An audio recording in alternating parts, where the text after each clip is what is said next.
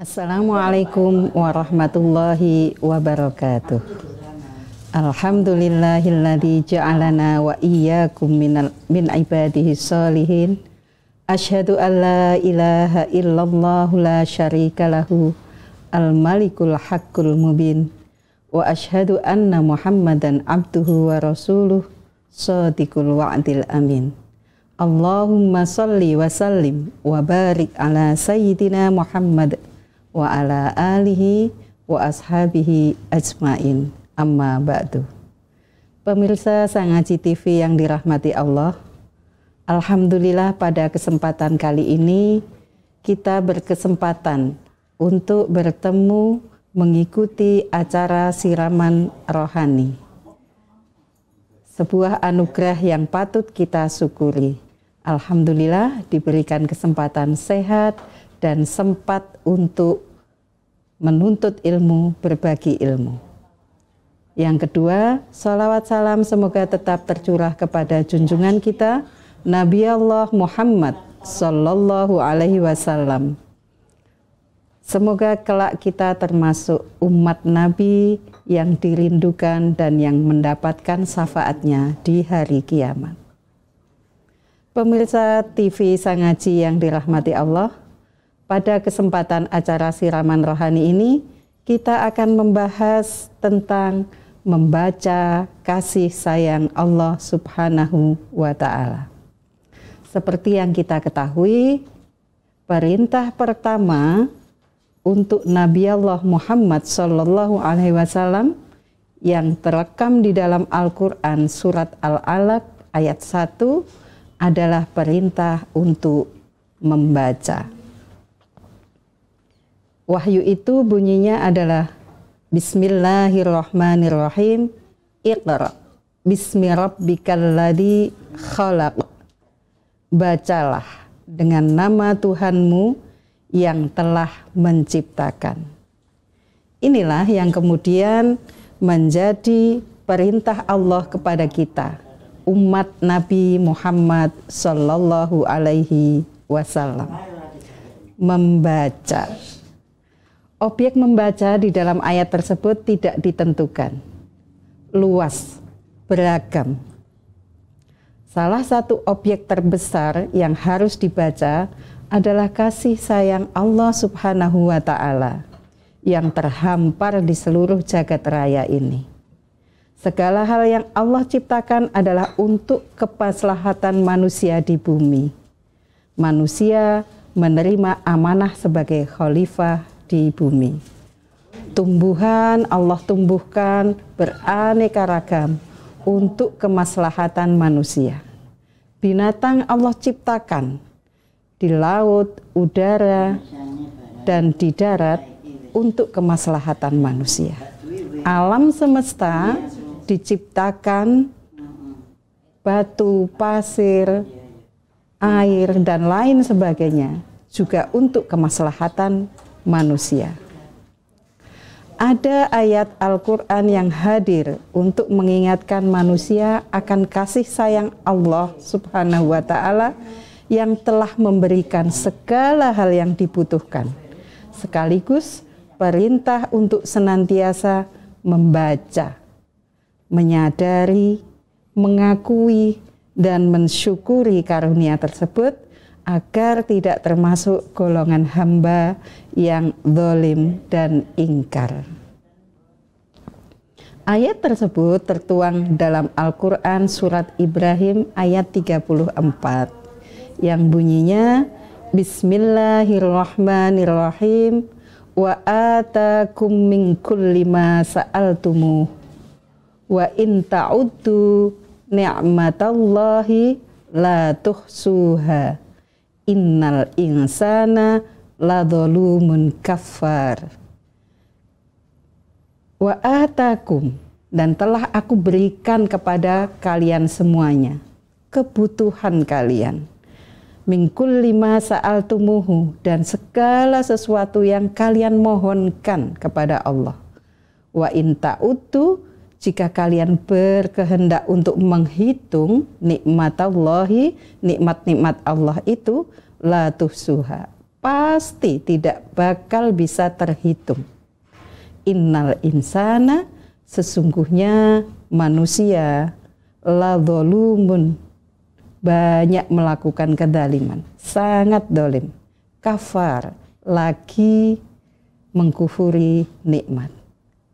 Ayat senada juga disebutkan di dalam Al-Quran, surat An-Nahl ayat 18, Bismillahirrahmanirrahim, wa in ta'uddu, jika kalian menghitung-hitung ni'matallahi, nikmat Allah, la tuhsuha, tidak akan bisa menghitungnya, saking banyaknya. Innallaha, sesungguhnya Allah, la ghafurur rahim, maha pengampun lagi maha penyayang. Pemirsa yang dirahmati Allah, ada dua ayat yang senada, tetapi di dalam ujung ayat ini adalah sesuatu yang berbeda. Pada ayat yang pertama saya sebut tadi, di ujung ayatnya adalah innal insan la dzolumun kafar. Manusia itu cenderung banyak melakukan kezaliman, lagi ingkar terhadap nikmat-nikmat Allah. Ini artinya bahwa meskipun pemberian itu oleh Allah disebutkan di dalam Al-Quran, semua hal dari langit dan bumi diciptakan untuk kemaslahatan manusia, tetapi hanya sedikit manusia yang bisa merasakan kenikmatan itu. Selebihnya mereka melakukan kezaliman, merasa kurang atau tidak mensyukuri nikmat pemberian itu dengan jalan justru merusaknya. Kemudian mengingkari nikmat, menerima tetapi tidak merasa menerima, menerima tetapi merasa menderita. Itu yang dilakukan oleh manusia. Di ujung ayat yang lain, jika manusia melakukan kezaliman dan mengingkari kenikmatan yang telah Allah berikan, Allah la ghafurun, maha mengampuni, ar-rahim, dan maha penyayang. Masih ada kesempatan untuk memperbaiki sikap, untuk bisa lebih bijak membaca kasih sayang Allah, menyadari, mengakui, dan mensyukuri nikmat. Sehingga Allah akan buka pintu ampunan dan Allah pasti akan menyayangi sehingga manusia akan menjadi lebih baik. Pemirsa Sang Haji TV yang dirahmati Allah, mari kita renungkan bentuk-bentuk kasih sayang Allah berupa nikmat Allah kepada diri kita. Anggota badan yang berfungsi dengan baik, sehat, rezeki yang cukup, penghidupan yang layak, akal yang cerdas, yang bisa berpikir dengan baik, bisa membedakan mana baik, mana buruk, bisa membedakan mana utama, mana yang tidak utama, bisa membedakan mana yang hak, mana yang batil. Kesempatan mencari dan menyebarkan ilmu, nikmat lingkungan yang baik yang mendukung kita bisa melakukan banyak kebaikan, lebih-lebih nikmat iman dan Islam. Itu semua adalah kasih sayang Allah, rahmat Allah yang harus dibaca dengan baik, disadari kehadirannya, diakui keberadaannya, dan disyukuri dengan sepenuh hati. Membaca kasih sayang Allah merupakan langkah awal mensyukuri nikmat Allah. Berikut saya sampaikan ada 4 langkah melakukan syukur atau bersyukur. Yang pertama, mengekspresikan kegembiraan dengan kehadiran nikmat tersebut. Hal yang paling terlihat dan utama dilihat adalah pada ekspresi wajah. Terlihat senyum, sumringah, bunga. Sehingga para ulama banyak menyebutkan di berbagai kesempatan, seorang muslim, seorang mukmin haruslah mempunyai wajah yang ajer, wajah yang ramah, senyum yang merekah. Itu tandanya kita bersyukur kepada Allah, kita ridho atas segala ketentuan yang Allah berikan kepada kita. Jangan menjadi seorang muslim yang wajahnya selalu terlihat lesu, sedih, seperti tidak mendapatkan kenikmatan apa-apa.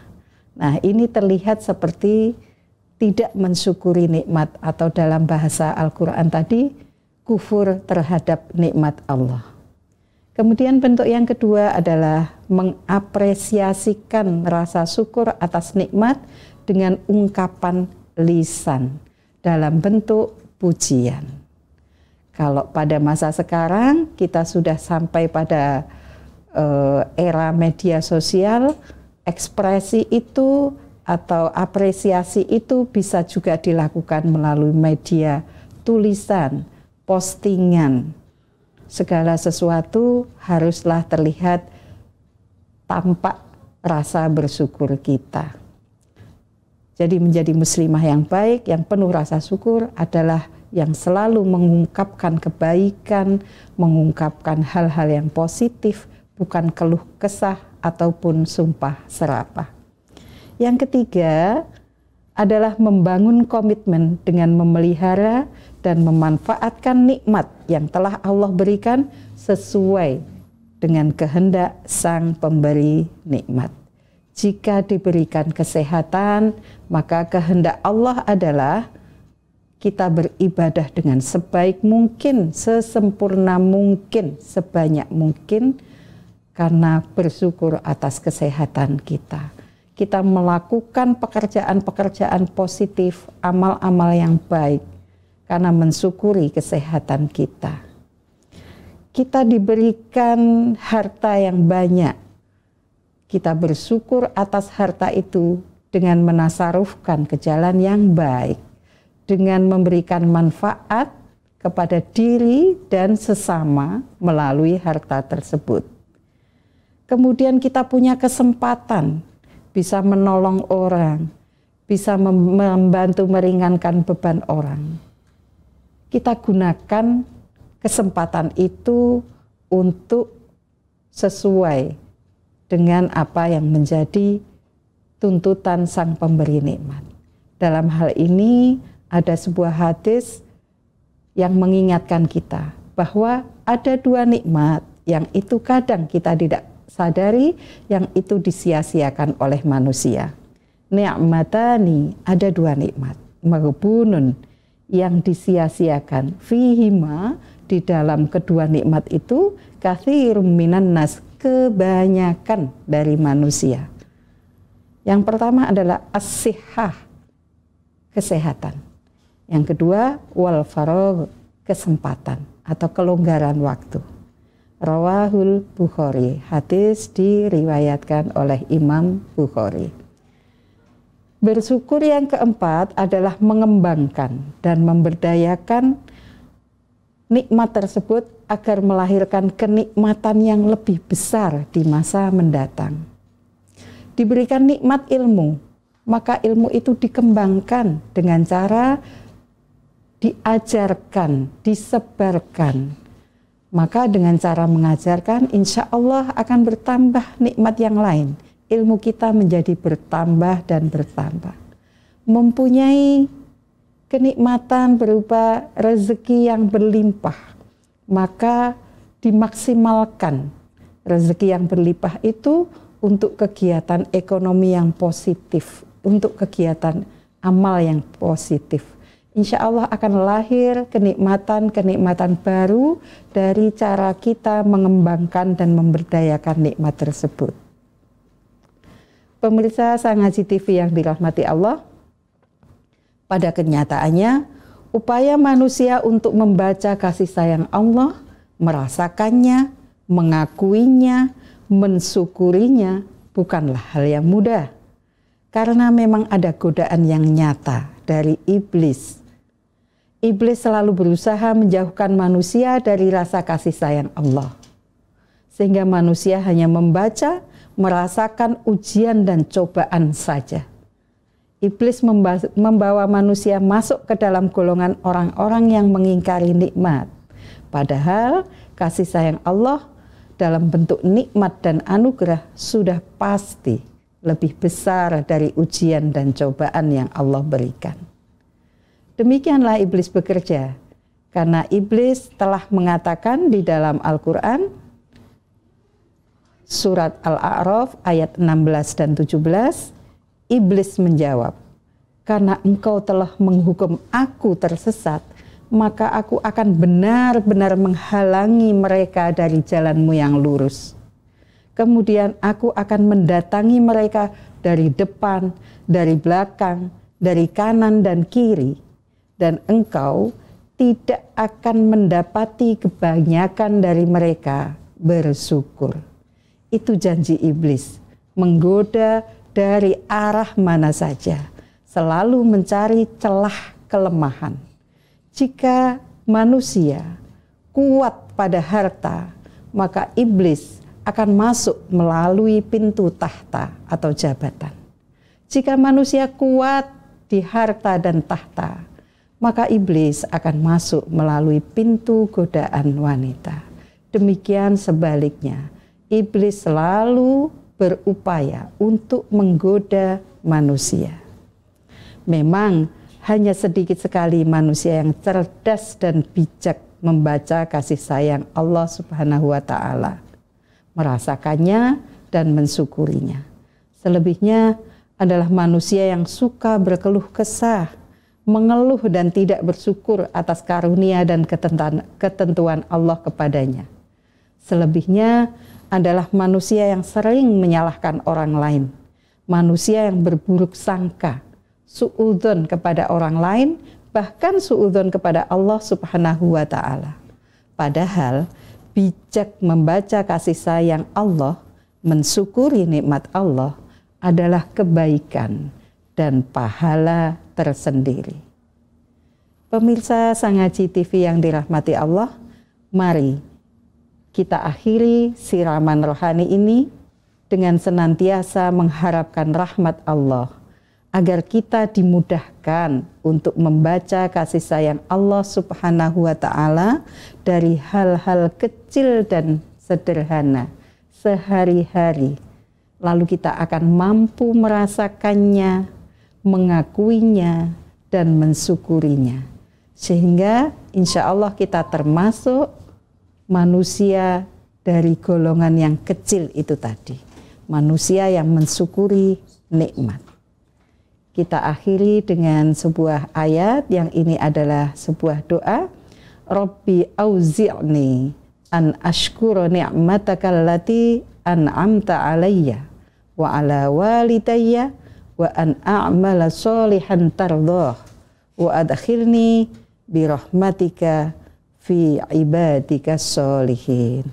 Ya Allah, berikan aku ilham untuk bisa mensyukuri nikmat darimu yang engkau berikan kepadaku dan kepada kedua orang tuaku, dan berikan kenikmatan bisa beramal soleh yang engkau ridhoi, serta masukkanlah aku karena rahmatmu, bukan karena ibadahku, juga bukan karena kepandaianku, pun bukan karena hartaku, bukan karena apapun, tetapi karena rahmatmu ya Allah, fi ibadika sholihin, masuk ke dalam golongan orang-orang yang soleh. Demikian saya sedang menasehati diri saya sendiri.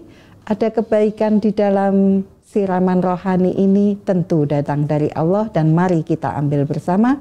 Jika ada kesalahan itu murni dari saya karena kelemahan saya. Al-afu minkum, wassalamualaikum warahmatullahi wabarakatuh.